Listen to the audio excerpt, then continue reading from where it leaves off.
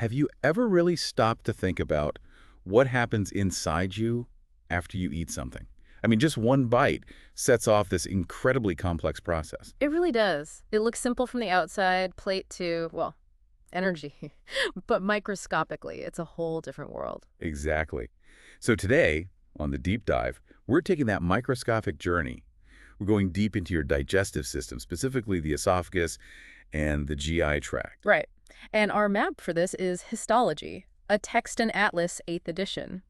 We're pulling out the key stuff, the tiny structures, the cells, the tissues. And how it all works together, plus the clinical side, right? What happens when things go wrong. Absolutely. The idea is to give you a quick, solid understanding. We'll paint a picture of what these tissues actually look like under a microscope, and crucially, how their structure is perfectly designed for their function. We'll even touch on some of the molecular biology behind it all. Think of it as a shortcut, yeah. Getting you those surprising facts about how your internal machinery runs so smoothly most of the time without you even noticing. Okay, let's get into it. Let's do it. So let's start with the basic plan. The whole digestive tract, from your throat down, is basically a long tube, right? That's the fundamental structure, yeah? A hollow tube. But what's amazing is the wall of this tube has a consistent sort of 4-layered organization almost the whole way down. 4 layers. Okay, what are they? From the inside out. Okay, so starting from the lumen, that's the space where the food is. You've got the mucosa, that's the innermost layer. Facing the food. Exactly. And it has 3 parts.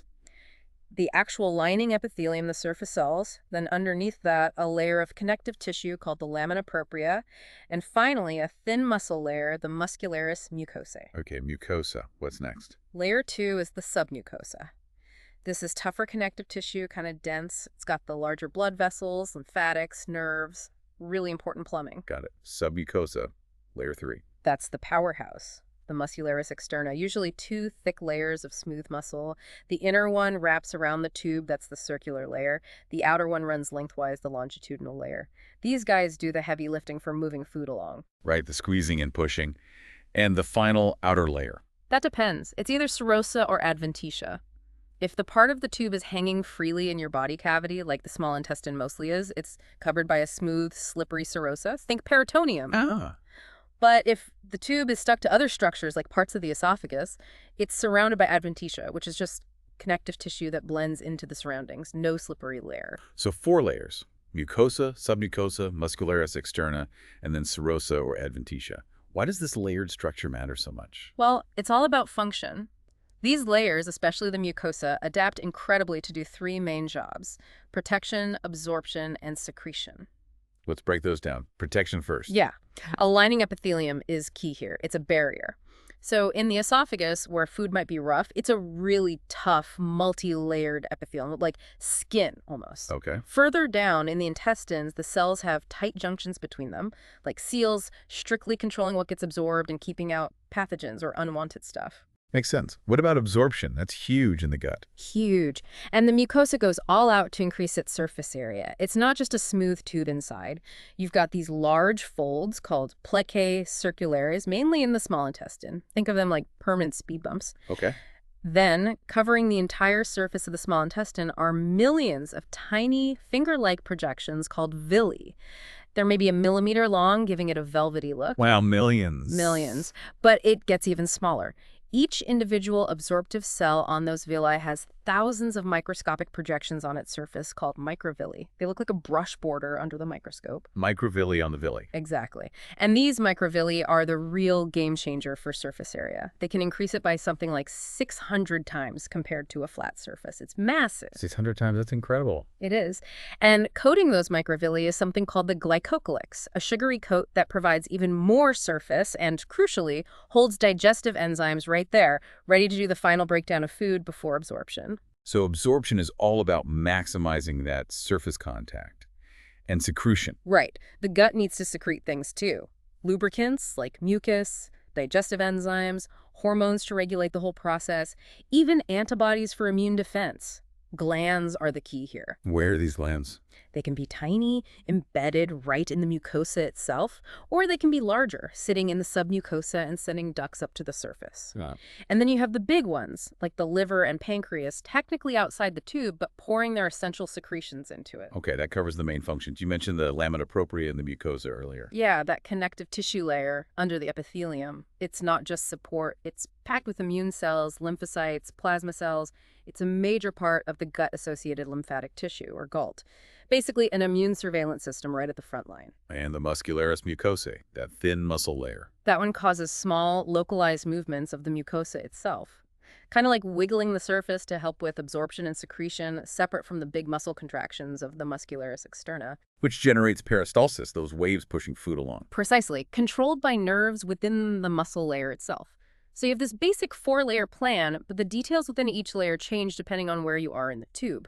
Which raises the question, how do they vary? Good question. Let's follow the path. Starting with the esophagus. About 25 centimeters long, just getting food from the pharynx to the stomach. Right, a conduit. Yeah. And its histology reflects that primary job. Right. Protection.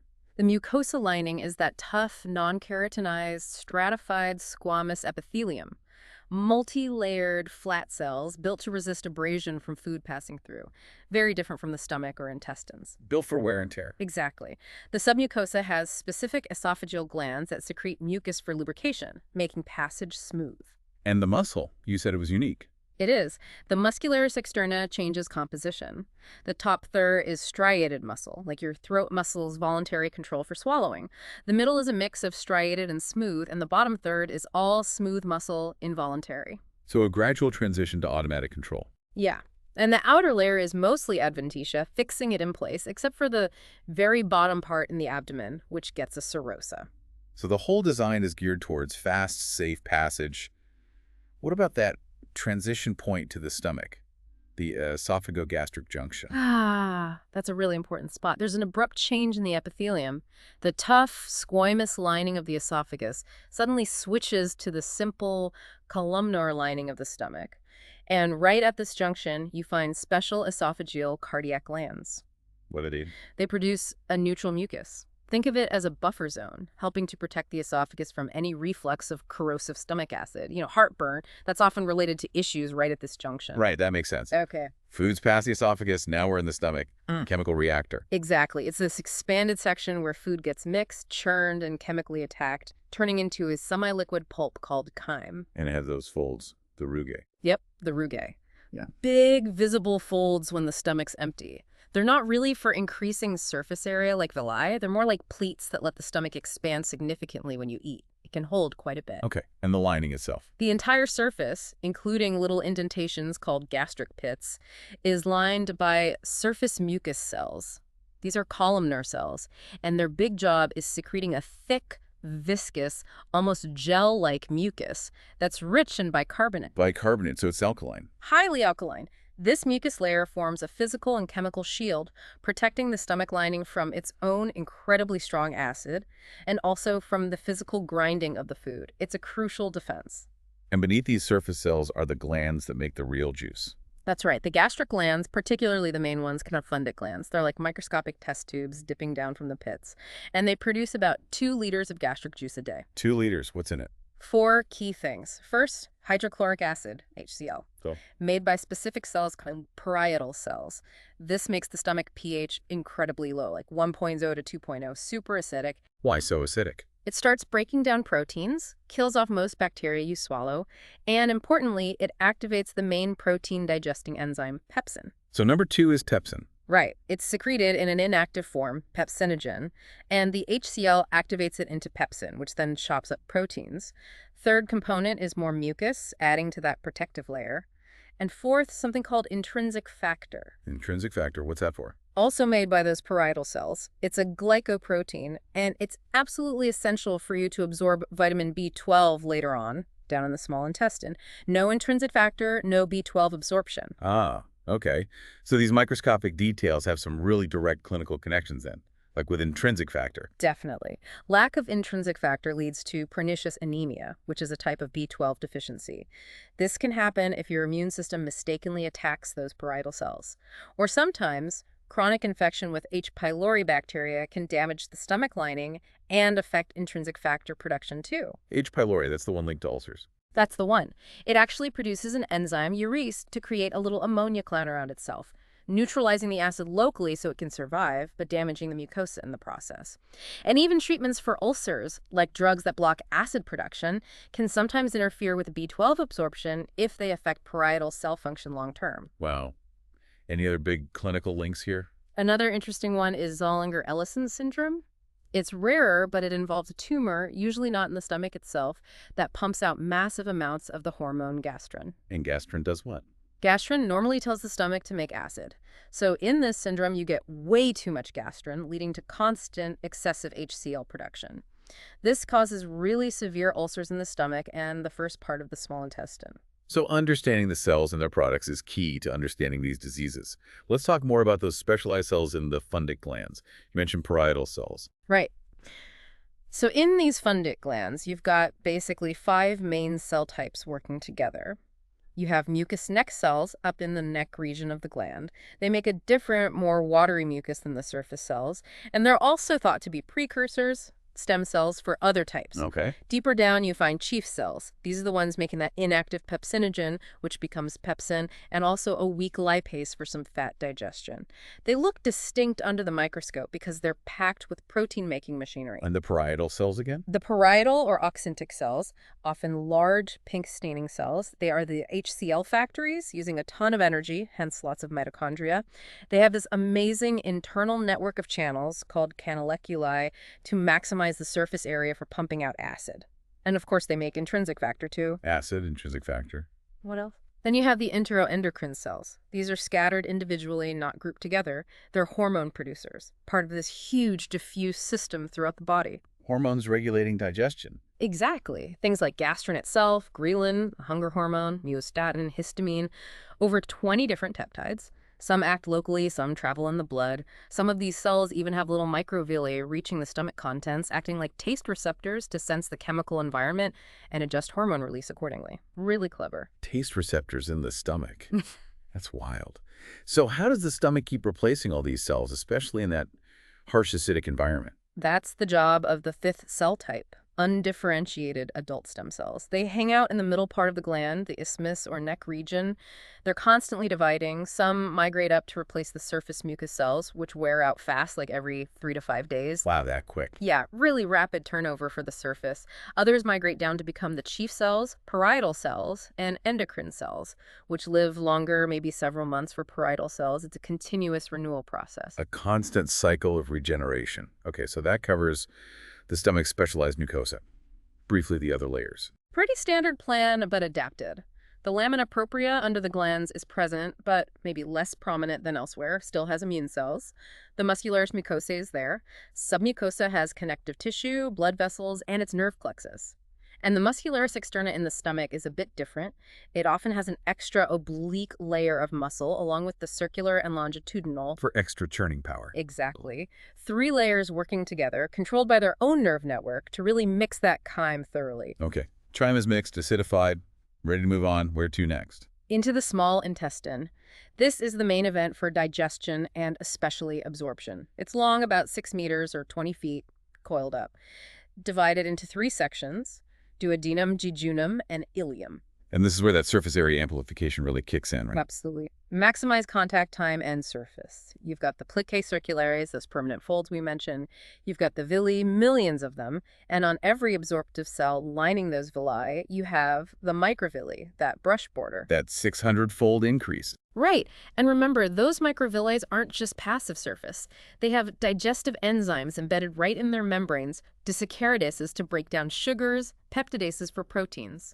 The final digestion happens right there at the absorptive surface. Super efficient. So who are the key cellular players making this happen? Well, the star is the enterocyte. That's the main absorptive cell. Tall, columnar, packed with those microvilli.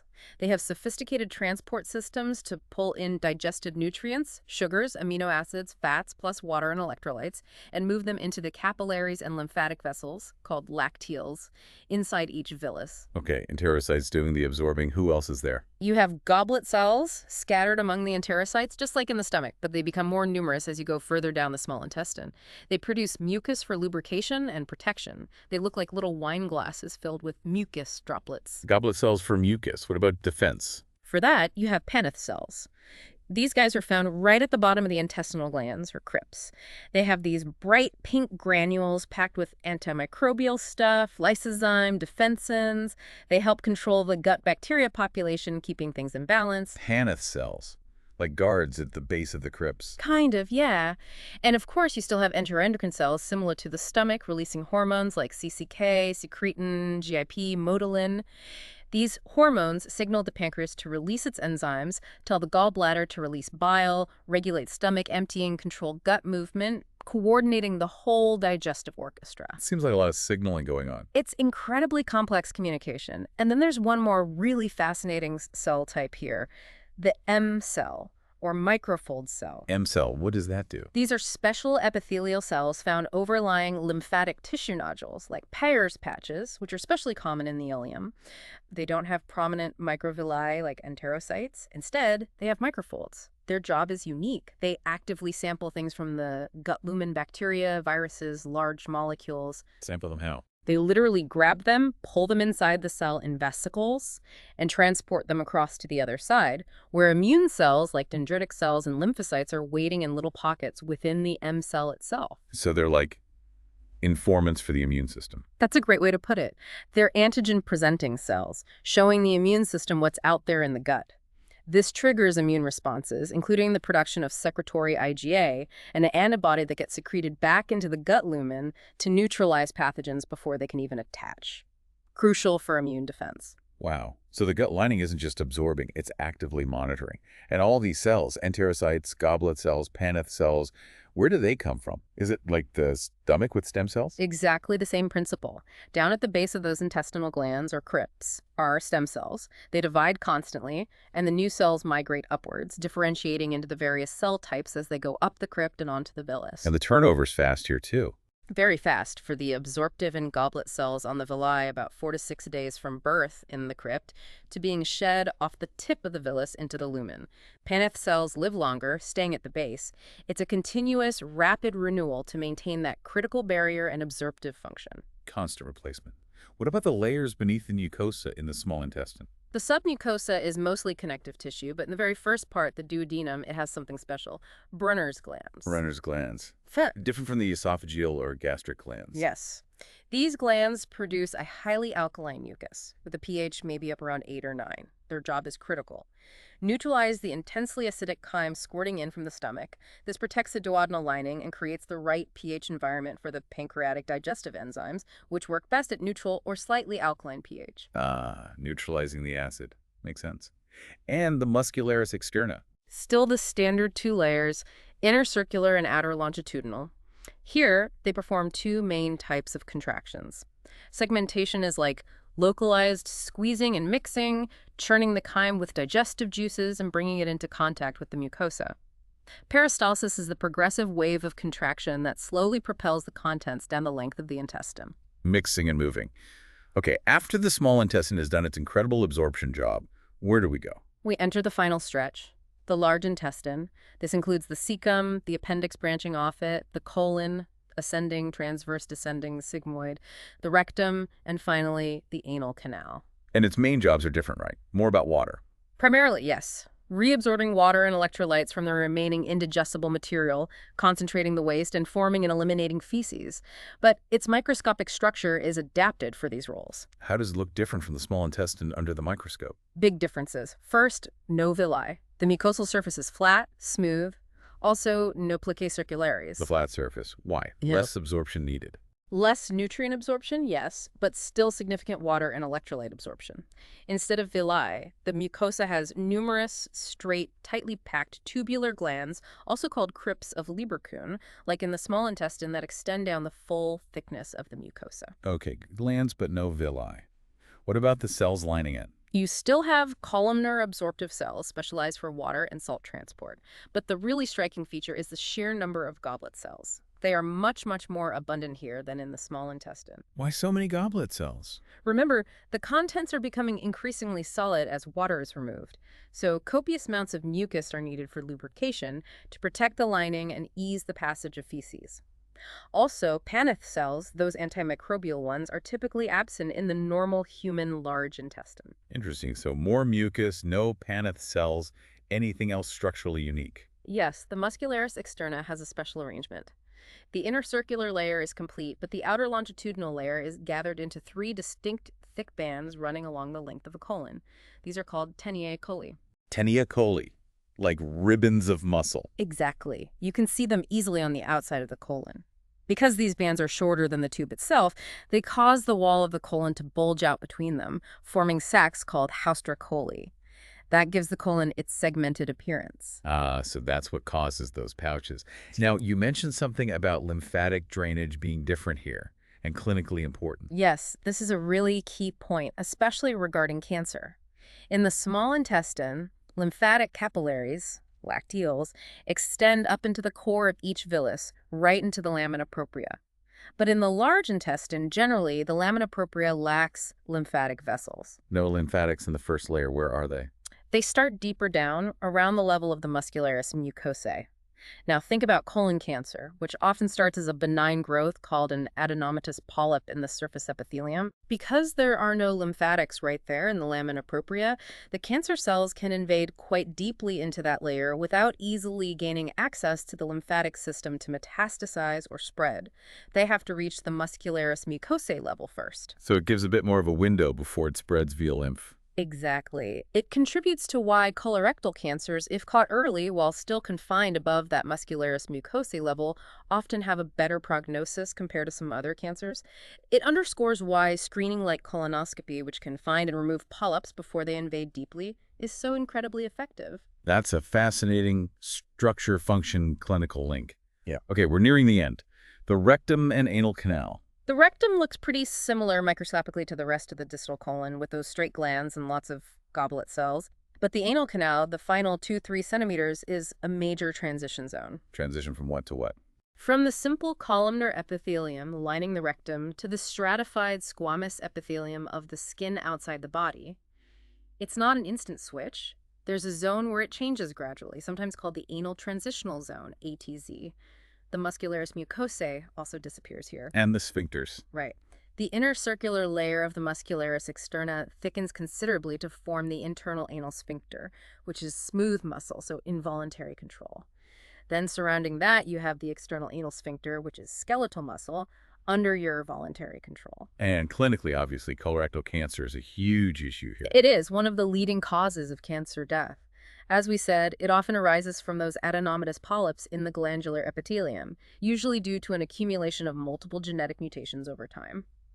Early detection and removal remain the absolute cornerstone of prevention and treatment.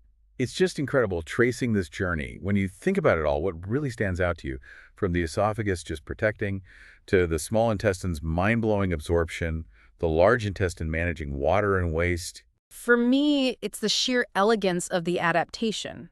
How that basic 4-layer plan is tweaked and specialized in each region to do exactly what's needed.